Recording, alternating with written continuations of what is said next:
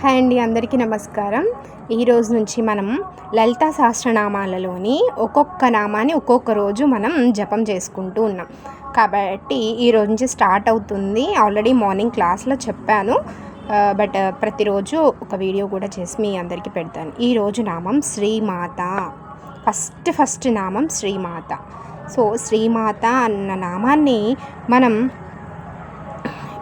ఈరోజు నైట్ వరకు పడుకునే వరకు కూడా దాన్ని ఆ యొక్క నామాన్ని మనసులోని జపిస్తూ ఈరోజంతా చేసుకోవాలి. కానీ లలిత సహస్రనామాల్లో ఒక్కొక్క నామానికి ఒక్కొక్క ఎనర్జీ అన్నమాట. ఆ యొక్క నామానికి అర్థాలు చాలా ఎక్కువ ఎనర్జీని ఇస్తాయి. కాబట్టి నామమే ఒక మంత్రం అమ్మవారిది. ఈ రోజు